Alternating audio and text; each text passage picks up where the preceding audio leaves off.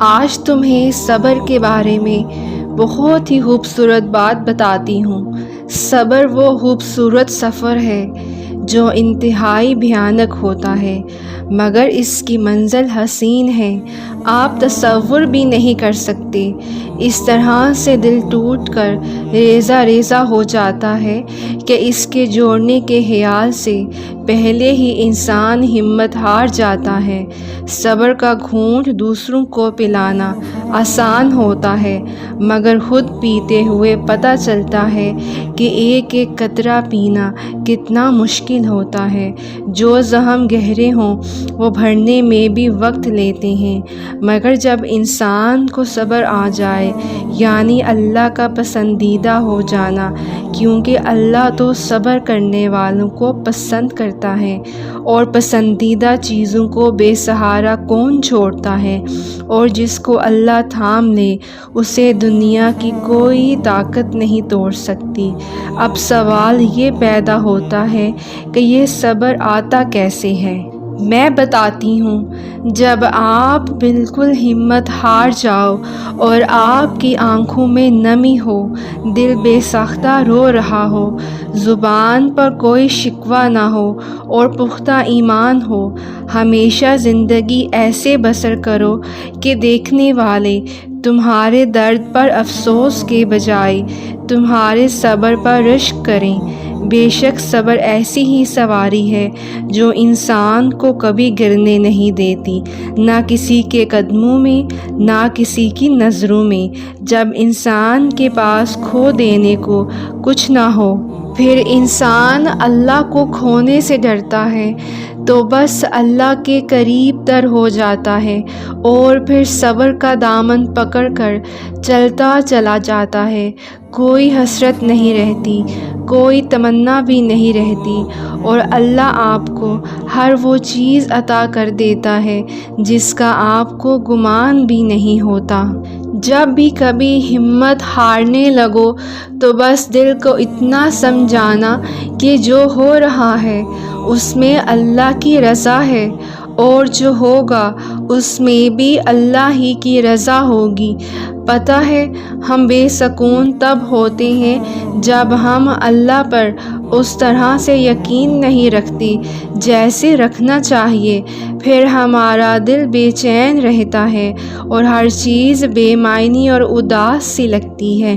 اس لیے ایک لمبی سانس لو اور گزرا ہوا اچھا وقت یاد کرو، اور اگر یاد کرنے کو گزرا ہوا اچھا وقت نہیں مل رہا تو آنکھیں بند کر کے ایک دفعہ ان تمام مراحل پر نظر دوڑاؤ جن پہ اللہ نے تمہیں تمہارے کہنے سے پہلے ہی سنبھال لیا تھا۔ اس کی نعمتیں یاد کرو، اس کی حکمتیں یاد کرو، اس کی طاقتیں یاد کرو۔ رات کا دن میں اور دن کا رات میں بدلنا یاد کرو، اور آخر میں اس کا وعدہ یاد کرو کہ ہر مشکل کے بعد آسانی ہے، ہر اندھیری رات کے بعد چمکتا ہوا سویرا ہے، اور اسے اپنے قریب محسوس کرو۔ بھول جاؤ کہ کوئی شارک کا بھی فاصلہ ہے، بس بے ساختہ ہونٹوں پر اس کا نام طاری کر لو، پھر دیکھنا یہ شارک کا جو فاصلہ ہے یہ بھی ختم ہو جائے گا، اور وہ کیسے سکون بن کر تم میں سما جائے گا۔ میں صرف ایک بات جانتی ہوں کہ ہر چیز پر صبر نہیں آتا، اور ہر نقصان صبر کرنے والا نہیں ہوتا، مگر وہ جو شارک سے بھی زیادہ قریب ہے، وہ جانتا ہے اس تکلیف کو جس سے تم اکیلے لڑ رہے ہو، وہ جانتا ہے تمہارے لیے سب مشکل ہے، وہ تمہارے ہر آنسو اور صبر کو دیکھتا ہے، اور یاد رکھو وہ صبر کرنے والوں سے محبت کرتا ہے۔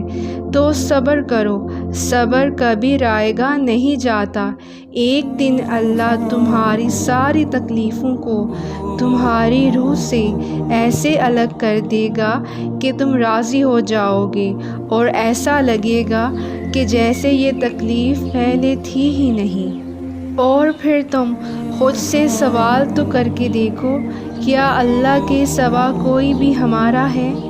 کون ہے جو اللہ کے سوا ہمیں عطا کرتا ہو، ہمیں شفا دیتا ہو، ہمیں سکون فراہم کرتا ہو؟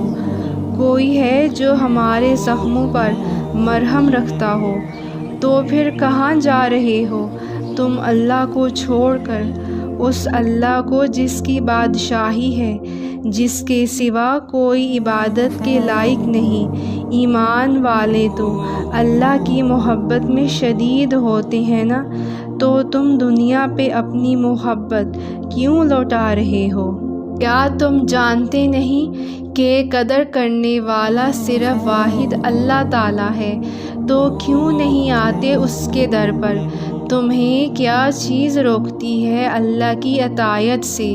اور پھر تکلیفوں سے گزرے بغیر کیسے پتہ چلے گا کہ تمہارا رب مشکلیں دور کرنے پر بھی قادر ہے؟ بن مانگے ہی مل جائے تو کیسے یقین ہوگا کہ تمہارا رب سمیع العلیم، دعاؤں کا سننے والا ہے؟ اگر سب تمہارے ساتھ رہیں گے تو کیسے پتہ چلے گا کہ اللہ کے سوا کوئی اپنا نہیں ہوتا؟ ناممکن کی طلب اگر تمہیں نہیں دی جائے گی تو تم ناممکن سمجھ کر مانگنا ہی چھوڑ دو گے، تو کیسے پتہ چلے گا کہ اللہ معجزے کرنے پر بھی قادر ہے؟ سب دروازے جب تک بند نہ ہوں گے تو کیسے پتہ چلے گا کہ اللہ فضل کا دروازہ کبھی بھی بند نہیں کرتا؟ تم انسان ہو، اس قابل نہیں ہو کہ اللہ کی مصلحتوں کو سمجھ سکو۔ تم ہر حال میں اس پر یقین رکھا کرو۔ تمہارا رب ہے جس نے سمندر کے بیچ سے موسیٰ کے لیے راستہ نکالا تھا، ابراہیم کو آگ اور یونس کو مچھلی کے پیٹ میں محفوظ رکھا تھا۔ ہاں، تم ابراہیم اور موسیٰ اور یونس نہیں، مگر تمہارا رب تو وہی ہے نا جو پیغمبروں کا تھا۔ صبر آتے آتے بہت وقت لگتا ہے، اور صبر آتا تب ہی ہے جب انسان حقیقت کو تسلیم کر لیتا ہے۔ کبھی کبھار ہم کسی چیز کو حاصل کرنے کے لیے بہت کوشش کرتے ہیں، دن رات دعائیں مانگتے ہیں، گر گراتے ہیں، لیکن پھر بھی اگر وہ چیز ہمیں نہیں مل پاتی تو اس میں اللہ کی بہت بڑی مصلحت ہوتی ہے۔ ہاں، یہ سچ ہے کہ اللہ ہر چیز پر قادر ہے، مگر ہم اس کی حکمتیں نہیں سمجھ سکتے، اور ہم چیزوں کو اس طرح نہیں جان سکتے جیسے وہ جانتا ہے۔ کبھی کبھار ہم اس چیز کے پیچھے بھاگتے ہیں جو ہماری اداسی کی سب سے بڑی وجہ ہوتی ہے۔ جو شخص تمہاری مسکراہٹ چھین سکتا ہے، وہ کیسے تمہارے لیے بہتر ہو سکتا ہے؟ اور اس شخص کے ساتھ کیسے زندگی گزار سکتے ہو تم جس کو تم سے محبت ہی نہیں؟ تبھی اللہ کچھ دروازے بند کرتا ہے۔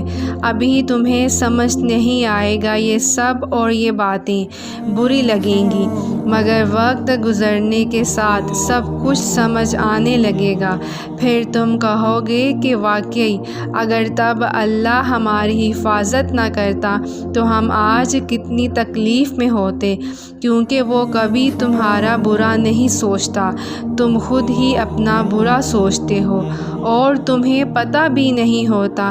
صبر تب ہی آتا ہے جب انسان اللہ کی رضا میں راضی ہو جاتا ہے۔ ویورز، اگر آپ کو میری ویڈیوز اچھی لگیں تو میرے چینل کو سبسکرائب کر کے مجھے اپریشیٹ ضرور کریں، اور میری ویڈیوز کو لائک اور شیئر لازمی کریں، اور کامنٹس میں ضرور بتائیں کہ آپ کو میری ویڈیو کیسی لگی ہے۔ جزاک اللہ۔